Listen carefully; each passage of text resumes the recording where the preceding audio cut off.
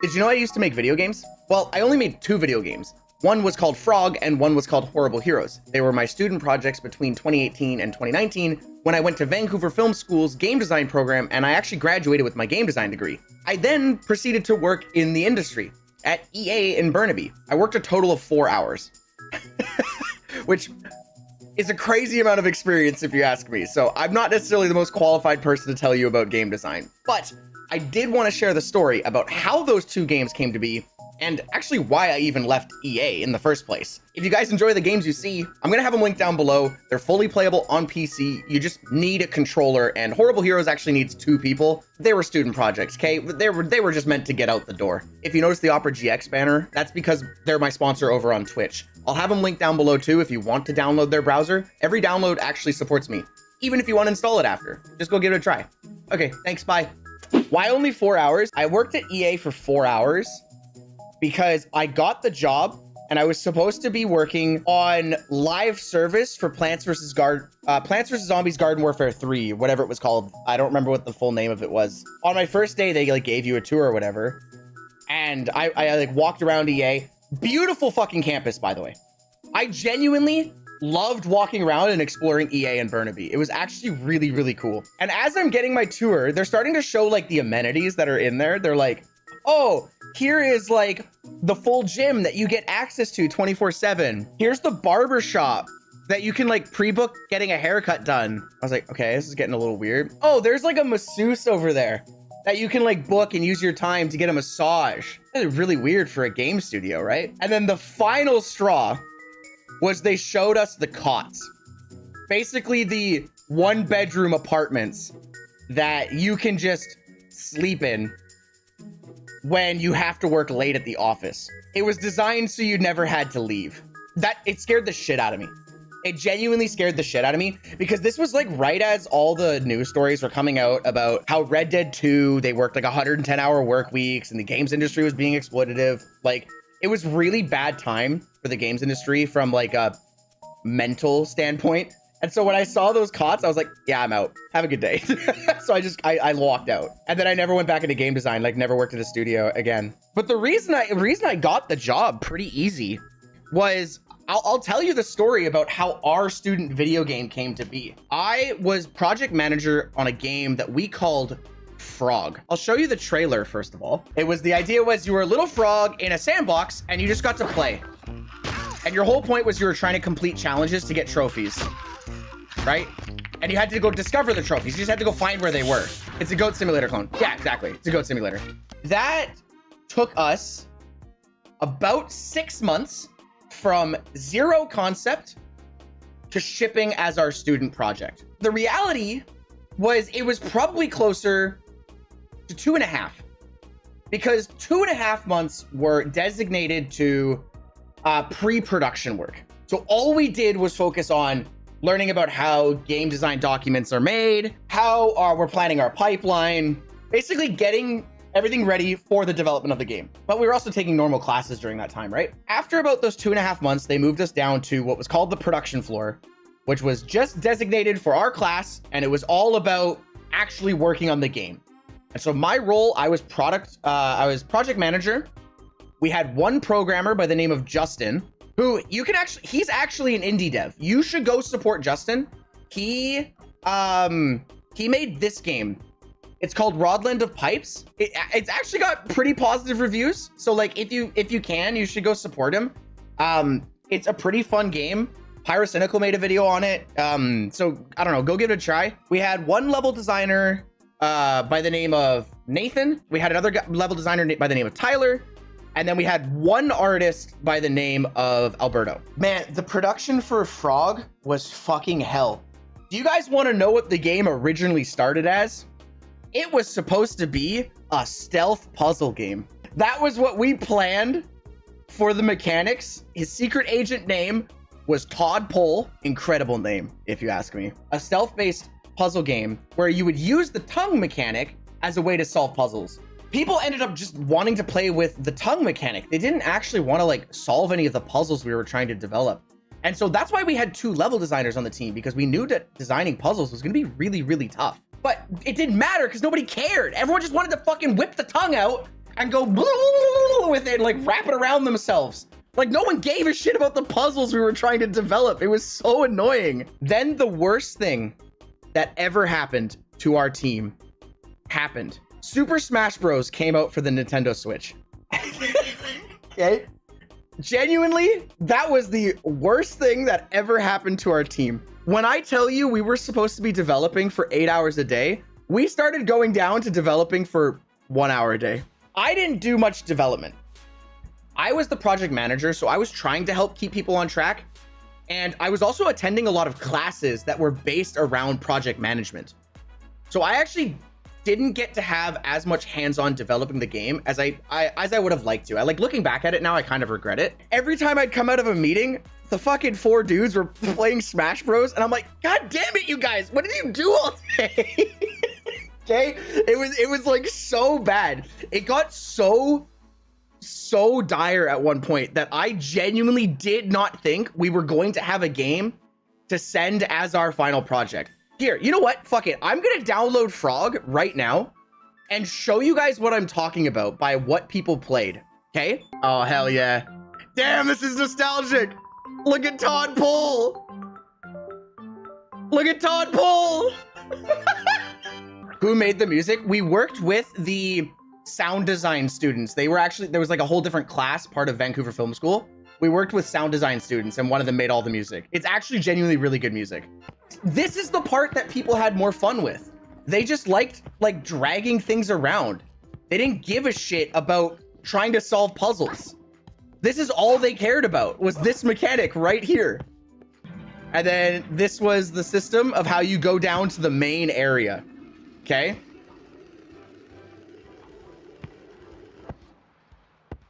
Dumps you right in front of your challenges, so you know what to do. When you're done the challenges, it opens the door. But look at the physics in this game, man. I'm so proud of everything my team got to do. And I say my team, it was realistically everyone else.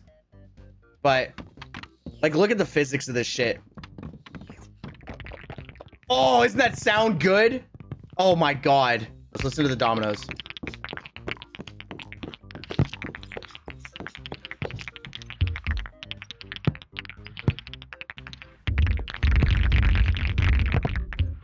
Oh, isn't that great?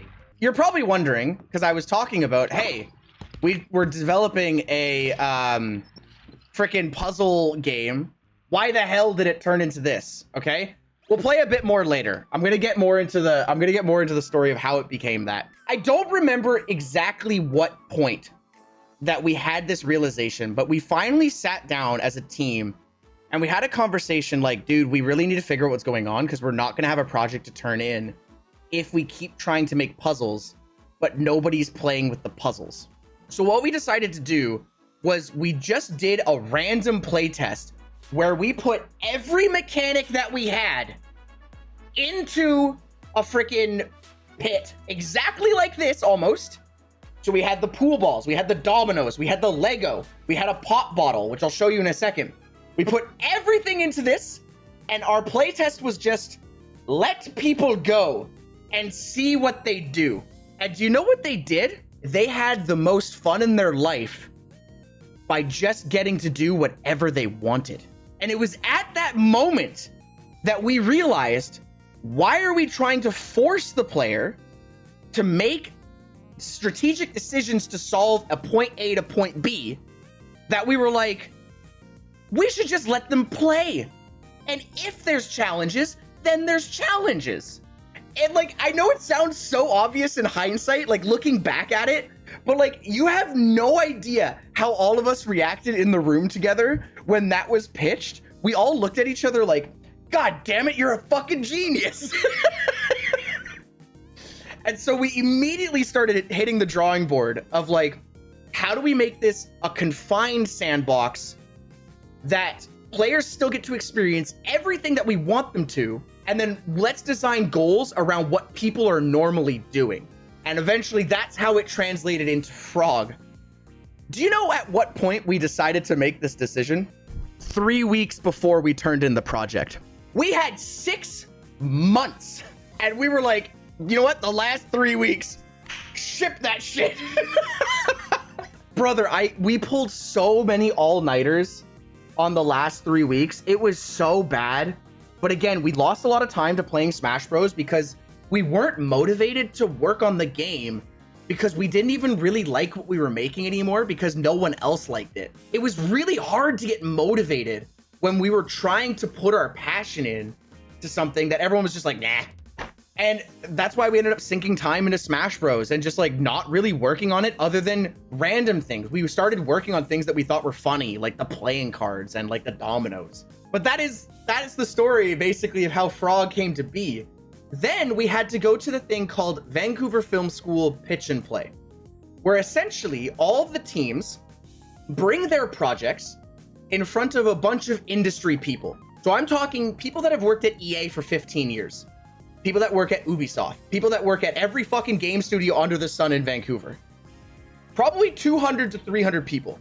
Some of you guys might remember a couple weeks ago when I went to the Vancouver Retro Video Game Expo, and I said that there was someone that I recognize who might not recognize me. EPN, or Electric Playground Network. He was the guy who hosted the Vancouver Pitch and Play.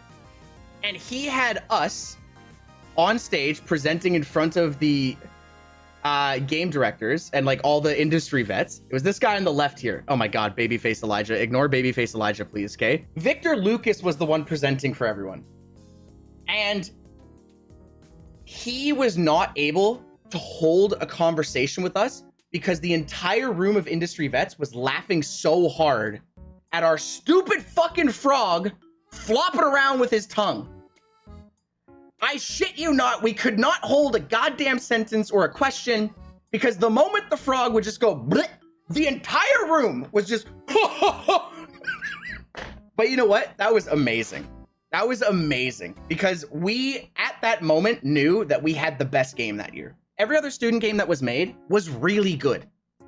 Honestly, I was really impressed with everyone who put out a game that year. There was no question that based on that reaction, we had the best game of the year. They used fucking Frog in every goddamn promotional material that they ever pitched on fucking Instagram, on goddamn LinkedIn. There was the fucking Todd poll, okay? I shit you not, he was everywhere. He was haunting my dreams, dude. That's when we then went on to his podcast. And he was talking to us about new development studio he was talking to us about Frog. They showed some gameplay.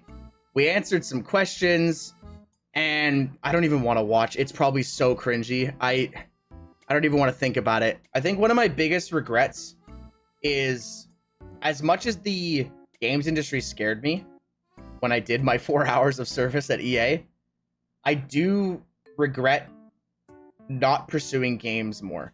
I really loved the process of making games, and it's something that I still to this day bothers me. And I think it's why when I see VFS still use that fucking frog in promotional material, I'm like, God damn it. Like, it literally haunts me. It taunts me. It's like, this could have been you. You were so good at one point. Put the mask back on. That's kind of the story of how this little guy came to be. And oh, dude, we had so many Easter eggs. So Scouts Oat Cookies, there was another game being developed by a team called Scouts Oath. So like we tried to put little Easter eggs for all of our teams and our teammates and everything that we just did school with, kind of in the game and have fun with it.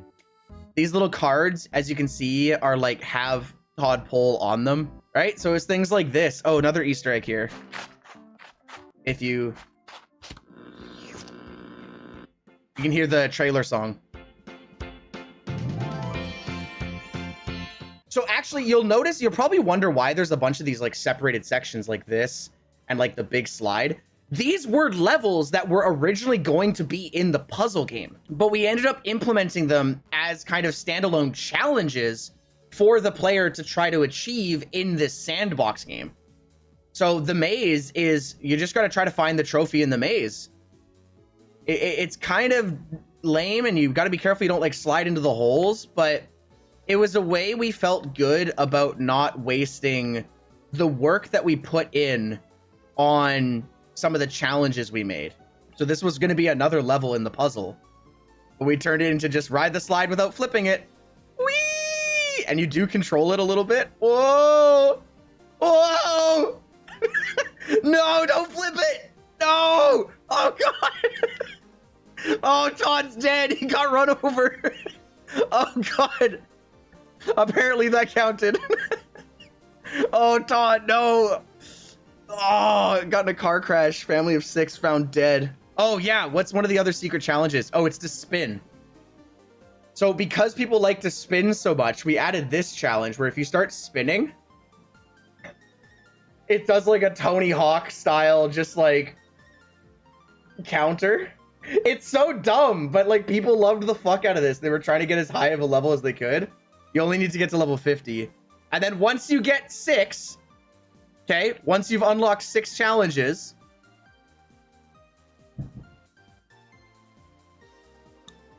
you get a crown, and you can wear the crown for the rest of the game. Oh yeah, what was the red crown called? Oh, Communism Red?